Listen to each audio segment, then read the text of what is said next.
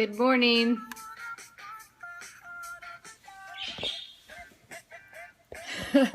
I'm back. Such a shocker, huh? Oh yeah, this will be fun. Walking on the treadmill, sweating and talking. Good morning, my friends. Thank you. Check this out. So if you ran the full marathon, you got a jacket. See that? Thank you. The marathon was fantastic. I am in my new house. Here's my kitchen. My dogs are outside. Oh my goodness gracious, those hand grenades. Woo! That was good stuff. So good. Thank you. Yeah, so my husband had seen on Bourbon Street these grenades. He went out the night before without me so that I could rest. And he came back and he's like, they have these things called grenades. You got to try one. So, of course, I told him after the race I would. But I had two. I think that was like a half too many. But, of course, when you've run that many miles. I did not PR. I did not set out to PR this one. I actually helped train one of my friends for her first full. And so it was all about just having fun. And I honestly felt good the entire 26 miles. This was probably my most enjoyable full marathon that I've done. It is a sign. It is a sign. Yes.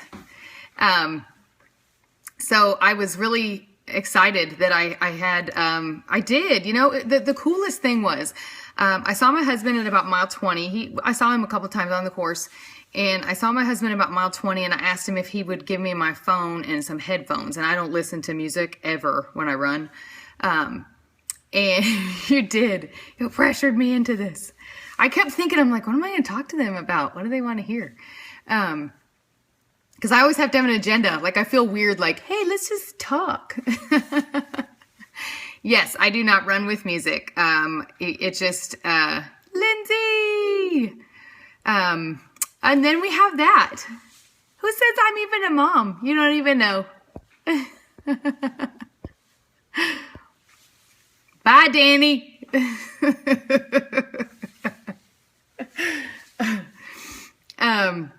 Yeah, so I put my headphones in, and that was so Danny, wasn't it, Shannon? Bye. I actually really like the headphones that came with my iPhone. The buds seem to stay in really well. I wear Beats when I work out, the over-the-ear Beats. But for running, like I said, I don't actually listen to music when I run. So I feel like it really, the main reason is my coach had told me years ago that it ends up affecting your stride and your cadence. Because what ends up happening is you end up keeping beat with the music. And instead, you're not actually paying attention to where you are with your breathing. You can ask my friends. I'm actually pretty OCD when it comes to like breathe in 2, breathe out 3, because you have more power when you're breathing in than when you're breathing out. And so, what do I think about? Well, when you're running for 4 hours, that's an absolute must to train with people. And then when you get out there with your friends, and then you get out there in the crowd and they've got music. I mean, rock and roll races are fantastic. Then, I think about everything you could possibly imagine. And I would say from mile 20 to 26, I honestly was just reminded of how grateful I am that I get to run, that I'm in a city that I've never run in before, that my husband's waiting for me at the finish, that all my girlfriends are there.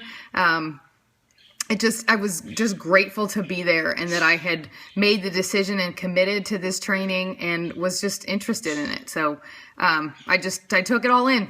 And it was a lot of fun. And I literally crossed the finish line and looked at my husband. I said, I got to plan another one. So that was number 5 in the books. I have trained for 7, and that was my 5th full medal. I also counted up my medals, and I have 17 halves. I already have 18 and 19 that I've already paid for. So now I got to find one more to do to even out number 20. Stuffy nose. That's a pretty hard one because that's not something that I've ever had an issue with. Absolutely, you can do, I mean, if you, as a vegetarian, if you already know how you get in your protein for the day, then it's probably going to take a little bit more finagling for you, but yeah, definitely. So yes, I'm really considering, I've done Vegas twice, and oh my gosh, yeah, no on the 70 marathons. Yes, protein banana muffins are fantastic for the morning. So yeah, I'm really considering doing Vegas again. I have done it twice. I would never do the full there. Good morning. But yeah. I don't want to run a full in April. It's too hot. I'm a cold weather runner. So I'm thinking about my next full possibly being Dallas, which is in December. I'll just run halves between now and then. I should just come. Does Oklahoma have a half, or is it only a full? Good morning, St. Louis. I know, we have 900. Yeah, Boston. I kind of have to qualify for that one. Cincinnati would be good. I actually really wanted to do the Yingling Shamrock, which is in Virginia. I thought that one would be a good one.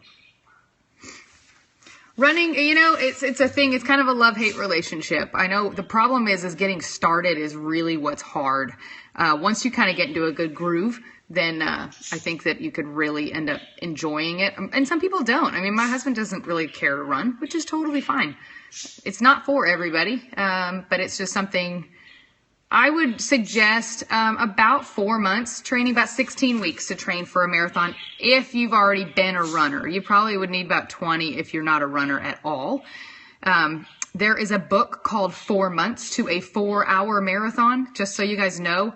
A 4-hour marathon is anywhere between the 4-hour and the 5-hour mark is what that's considered. So just thought I'd let you guys all know that even though I didn't PR in this one, I have beat Oprah in several of my fulls.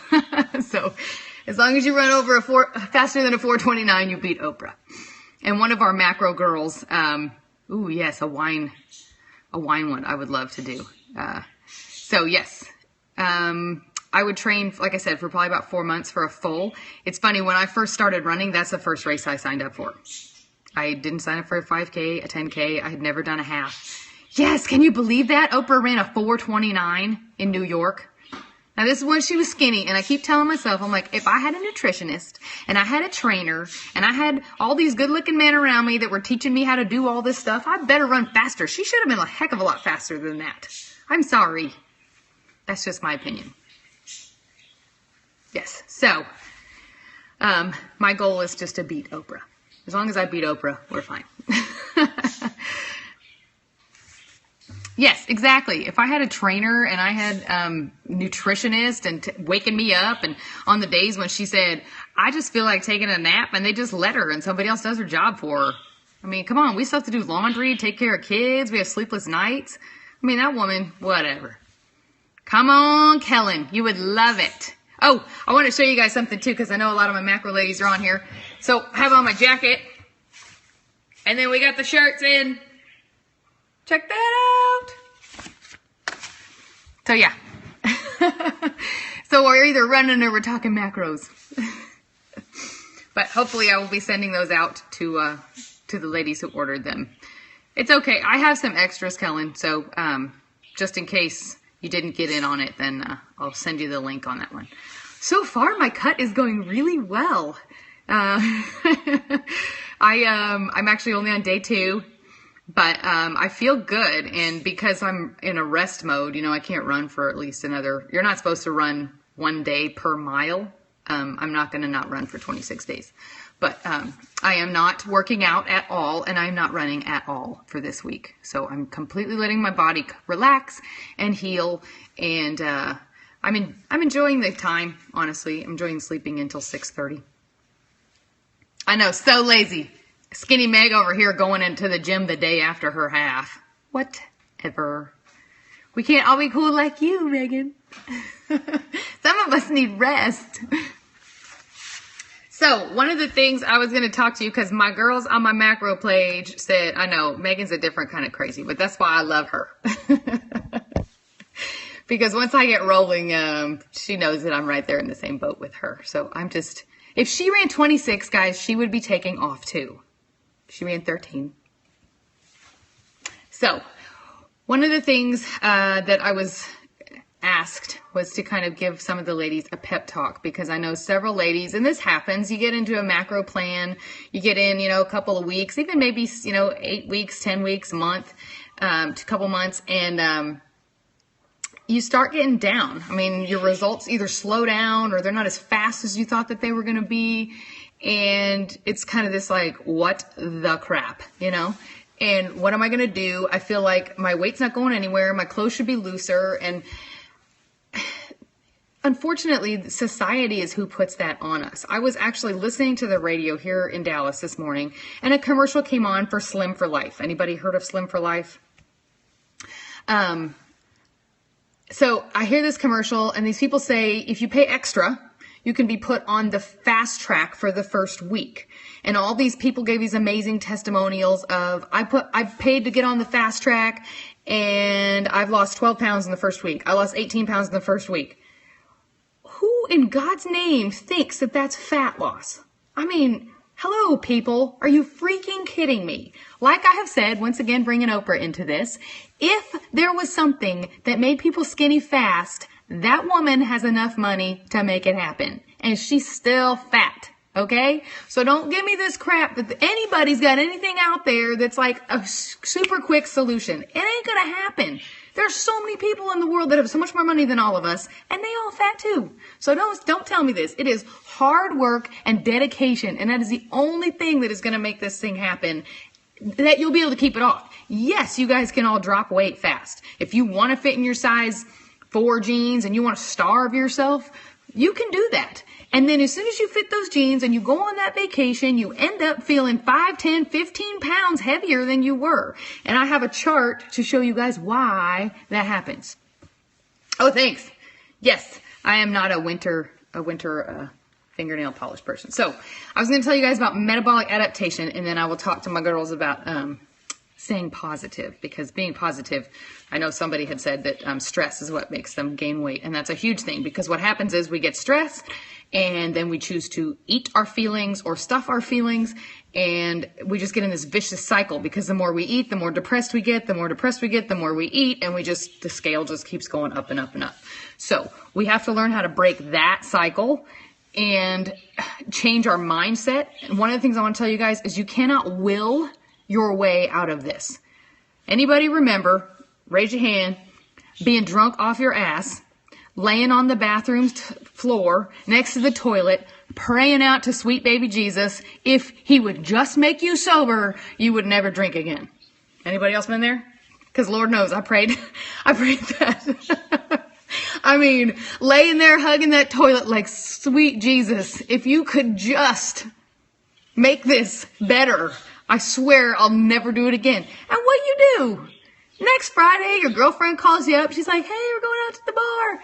Boom, you're in the car, right? Because your mindset didn't change. And if things happen like that, you're not learning from it. So we have to learn from our mistakes. We have to take the... Well, that's all I thought was, I'm like, how do I keep myself from drinking? Well, I felt like shit one too many times. And then I was like, this is a really bad idea. I have to figure out where my limitation is before I get too shitty to where I'm laying in front of the toilet. It's the same thing with food, guys. I mean, we put these things into categories. Like, okay, well, overeating for some reason is more acceptable than smoking or than drinking or than doing drugs. Why? All of those things in moderation, except for the drug part. I swear I didn't say that. I'll get blocked from Periscope for saying something stupid. Hey, that cold bathroom floor feels really good sometimes. And I did not have one too many grenades to where I was hugging the toilet. I'll just tell you that. So what I wanted to explain to you guys was metabolic adaptation. So what ends up happening is we go on a diet, and we start out, let me show you this. Everybody want to take a picture of my chart? And then I can explain it to you. Yeah, no joke. I don't need to know nothing about no metabolic nothing. Just feed me cake and tell me I'm pretty. It's a short one.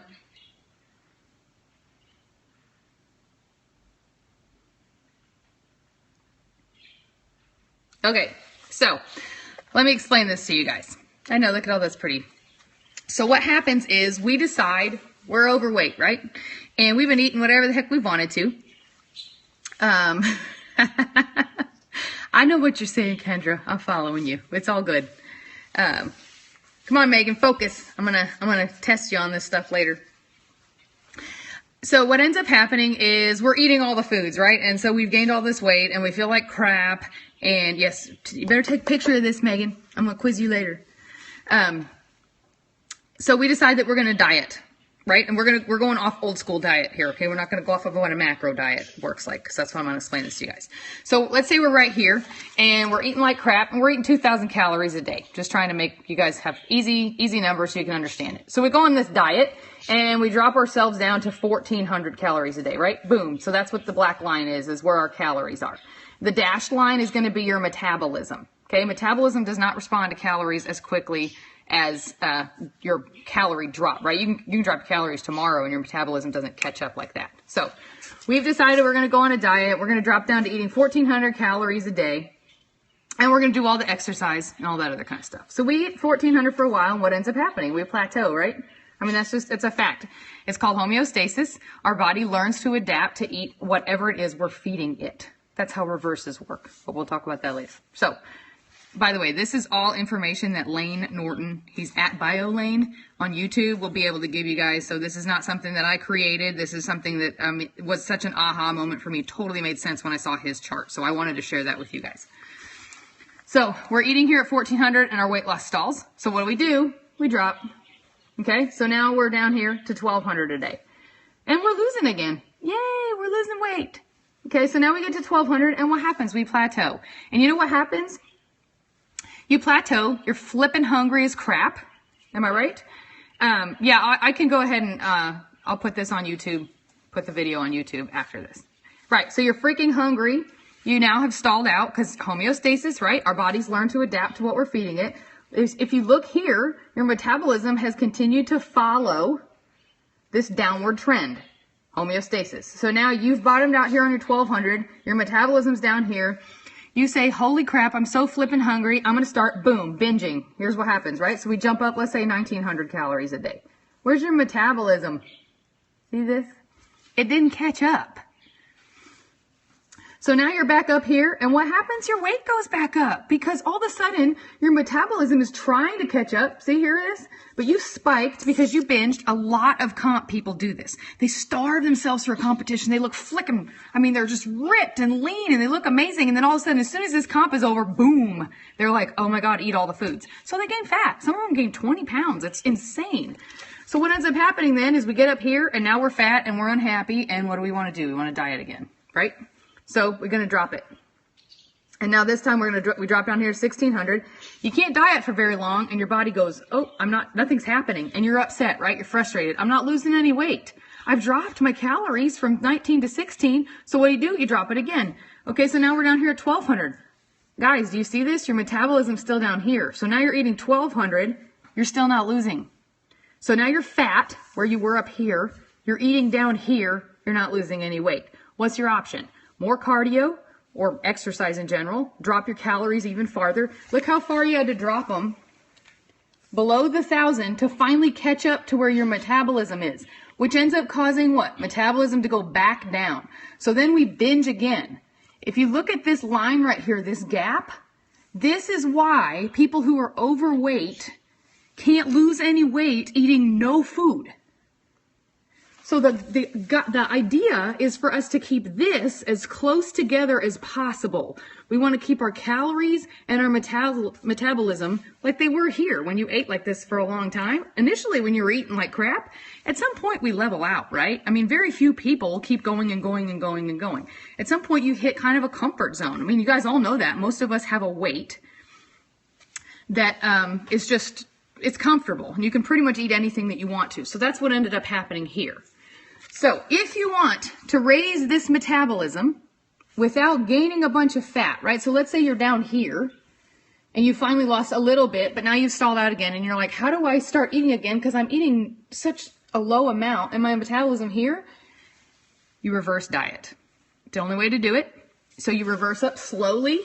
And what ends up happening is we slowly increase. So it basically would be doing this, but backwards, and you don't do these huge spikes. So when you go up a little bit to here and you stay here, like I tell my girls when we reverse, we do a minimum of a 2-week jump. You jump and then your metabolism has a chance to catch up a little and catch up a little. And it stays closer to this line instead of having this huge gap. So what would end up happening again, if you got here, you're gaining weight again because your metabolism has not had a chance to catch back up. So when I have a lady that comes to me who has weighed 350 pounds and is eating 1,300 calories a day and says, I just don't understand why I can't lose weight, guess what? She's probably right here. Just because you're huge doesn't mean that you're eating a crap ton of food. It's your metabolism that is going to decide whether or not you're going to be able to burn fat efficiently or not. What happens here is these people's body has become very efficient, which is actually a bad word when we talk about losing weight. We want to be very inefficient, which means that as soon as I drop, if these two were closer together, like up here, as soon as I dropped initially, what happened? I lost weight. But as we do this, without allowing our body a true break to slowly come back up, we create a bigger gap. And then that gap becomes really hard and it takes a long time. This is what happened to me. So typically the way that you can tell where your metabolism is right now is, I have a lot of my ladies that are like, I'm only losing a pound a week, or I'm losing, that means you're in a deficit. You should be able to be losing fat consistently. Slow doesn't mean that you're not losing it. Consistently. But if you are completely leveled out, you're not losing anything, you have a choice. You either have to figure out, am I in a place where I need to reverse back up, or am I in a safe enough calorie place to continue to drop down? The easiest way is, if you're not currently counting macros, you need to log your food first, because you need to figure out how much you're currently eating. And then that will be able to determine whether or not you can continue to drop what you're eating, or if it would be safer. The problem is, when we go on a diet, most of us, we don't have a number that we're starting from. It's just, I'm fat, I want to be skinny. And then where do we go from there? Well, I mean, again, it depends on where you are. If you're losing weight and not inches, or you're not losing weight, but you're losing inches, again, that's not something that I can answer, because I don't know where you are right now. So I can't say if your calories are too low. Most of us, should be eating right around, you shouldn't go much lower than 10 times your body weight. So if you weigh 150 pounds, you should be eating about 1,500 calories a day. That's for fat loss. Yes, you can go below that. But again, like I told you guys, the lower we go, our metabolism will also continue to drop too. Okay, so what we're trying to do is try to keep this gap at as much of a minimum as possible. So we don't want to tank our calories. So that's why I give 3 sets of macros too, because one lady may be able to just like, boom, lose weight, no problem with the first set I give her. Some we have to do a little bit of finagling, because you may have been eating things a little differently than somebody else. I mean, everybody's so unique. So I can't say that the first time I give you your numbers, the weight's just going to fall off. You're going to look fantastic in 6 weeks. No. And the thing is, I'm trying to start my people on the higher end of where they should be losing fat. It doesn't mean that they will, but I mean, obviously I don't know what you're doing day in and day out. I don't know how your exercise, really, are you overexerting yourself? Are you pushing really hard when you do high intensity? Does that really mean high intensity? What's my high intensity may be a different definition than yours. So I have to give you guys a couple of different numbers so that we can say, okay, this one's really not working for you. Let's drop you down again and see what ends up happening. Yes, so typically in fat loss, again, like I told you, homeostasis, your hunger should level out. Now, being in a calorie deficit is very simple, right? You're burning more than you're eating, than you're consuming. So you're going to be hungry. I mean, that's going to happen. That's life. That's dieting. The only way that you're not going to be hungry is if you're eating at a maintenance or above. I mean, that ends up happening. So, I swear my brain, ask Megan, sometimes it's like, could you please not think? Just stop thinking for a while. So The other thing that I was going to talk to my ladies about was being kind to yourself and remembering that things happen in life. And this is not a diet. We don't have an end goal, okay? Even though we do have an idea of how much we want to weigh, we don't have an end goal. So this is endless. If you have set yourself up to where you say, when I'm done with macros, you've already set yourself up for failure. You have to decide. If it didn't direct you to the form, I go through all the payments and then I'll go ahead and send you the link myself. I make sure that everybody who does pay ends up getting the link. Sometimes, if for some reason it doesn't, I don't know why. Being kind to yourself and realizing that this is not an all or nothing type of a deal.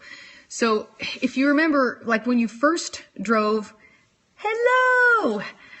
when you first drove a car, you stopped at every stop sign behind the white line.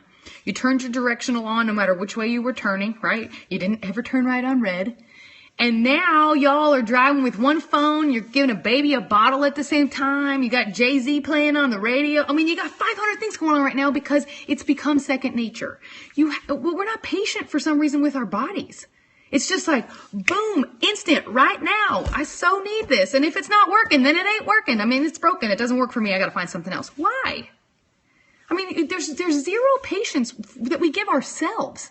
I mean, we should be allowed to set ourselves up in a position that sometimes we're going to fail. And sometimes it's just going to suck. And there's going to be times when you get to the end of your day and you don't get to have ice cream and you don't get to have French fries. And I mean, what tells you that you're entitled to that anyway? That's American society. And, I was thinking about it. We have this twisted view of food in general, right? Yeah, no ice cream, I'm out.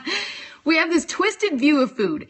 If you watch TV, every food commercial, the food looks flippin' amazing, right? These burgers with like this cheese gooing off of them and these piles of fries and this Coke that just has that sound to it, right?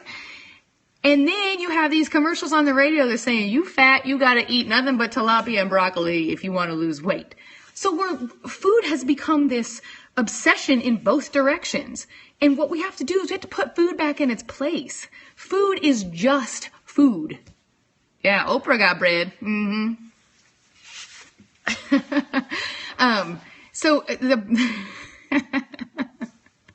If Oprah's eating it, that means it's okay. So we have to ourselves, I can't do it for you, but you have to decide what the definition of food is in your life. Is food comfort? Is food fun? I mean, everything for some reason in our lives revolves around food. You ever notice that? You go to the mall, what's the first thing you say? Where are we going to eat? Or you decide that you're going out for the night, where are we going to eat? I mean, it's always, food has to be involved in everything that we do. And so then what happens is we go on a diet, we're restricted from this one thing that we think should be a part of everything in our lives. So it's just it's confusing.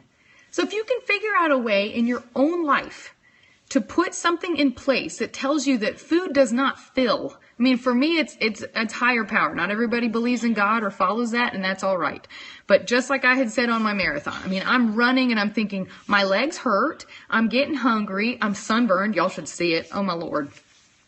But I'm grateful. I'm grateful that I'm out here, and I'm grateful that He's given me this opportunity. Just like with food, He's giving me this. I don't have to, I choose to eat McDonald's or I choose to eat broccoli. I mean, those are all my choices, and there's consequences to our choices, right? But at the same time, you have to be okay with it. I mean, I think my issue is we put levels of good and bad on certain things, especially, I mean, I've even had several ladies. One of the ladies said she had, 56 grams of carbs left for the day. And what was she going to eat? And I was like, well, that sounds like a pretty good day for like Swedish fish or Skittles. And she said, I don't know how I'm going to lose weight eating candy. Again, like we've talked about, right? It's all within your division of your macros. Nothing says that you can't eat candy and lose fat. Well, except for society, right? You have to be miserable if you want to be skinny. Why is that? So I think what you have to do is you have to figure out yourself what food means to you, and you have to decide why it means that. And then again, at the same time, give yourself grace. One of our ladies had some tragedy in her family recently, and if food is comfort, which it is a lot of times, especially like at funerals and stuff, So what? I mean, are you really going to look back in 5 years and say, man, I sure wish I would have followed my macros during so-and-so's funeral? Are you kidding me? No.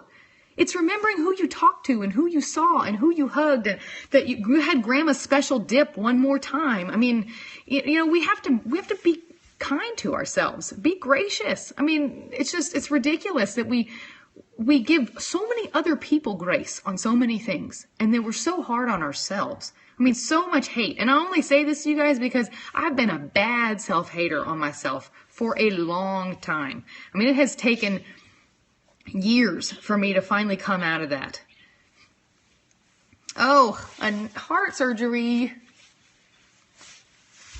So yes, I wanted to make sure that my girls understood that they're all, and that's part of the best part about being a part of our macro group or any group. I mean, you don't have to use me, but using each other as support. Being uplifting. What's easy for some person, it may not be easy for somebody else. So leaning on other people. Don't think that you have to do this on yourself or all by yourself, or that this is only your problem. I mean, there's so many women and people, period, but so many women out there that struggle with this, that feel like they're not measuring up in some way just because of their body, which doesn't make any sense. I mean, just for 5 seconds, imagine if for the next week you didn't have to think about your pants were too tight, or you needed to skip XYZ on your plate because that was going to change the way that you looked or felt about yourself. I mean, how liberating would that be? How much freedom would we feel? We are the ones who are putting ourselves in that prison. Nobody else is putting us there. So you have to let yourself out. It's crazy because if nobody else is telling me that I'm fat and ugly and unattractive, I'm telling myself that. So stop telling yourself. Oh, don't you dare be afraid to go to the gym. I promise you, the gym is probably one of the most absolute self-centered places on the entire earth. That's why they put mirrors all over the place in there. Those people are so interested in looking at themselves and the way their butt looks in their pants and all that other mess. They are not looking at you at all. So get in there, get it done. This is for you. You pay the membership just like they do. The math scares you? Well, that's why you pay somebody to do the math for you. You just eat. Yeah, but at the same time, Jenna, you had back surgery in November. I mean, that's huge. We have to give ourselves some grace and be okay with that. So, you can read more about macros. I mean, I have a little bit of information on my site. Kellen knows where to get a good drug scale. I'm just telling y'all. It's where you weigh your weed. There's information about macros on my website, poppylocks.com. There is also a lot of really good information on iifym.com, ifitfitsyourmacros.com. There's weed scales, Megan. Kellen has one. So the name Poppylocks, I actually owned a cake business for a decade, and I made cakes for Skinny Meg too. She knew me long before I was working with macros. So I started out with my cake business, and then my father-in-law told me that in order to name my business, I needed to come up with something whimsical so that it didn't define who I was. And my husband and I ended up coming up with the name Poppylocks in honor of my great-grandmother, who gave me a Poppy's picture that hung over my master bed. And it stuck, and it's really been awesome because now it doesn't define me. I shut down my cake business at the end of last year, and I can continue to be Poppylocks with all of you guys. High sodium would be anything over about 3,500 milligrams. So that is something that you would want to watch. But not something you should be overly concerned about. Just if it's something that goes way over all the time, then yeah, that would be something I would watch. And I love you guys. And I'm so glad that I am back and my legs are healing, which means I'm going to start doing more workouts again, lifting all the things. And thank you. I will try to scope a little bit more often. I have to try to keep up on my emails too. So if there's anything you guys want to talk to me about, my email address is poppylocksmacros@gmail.com. And I hope you guys all have a wonderful day. See you soon.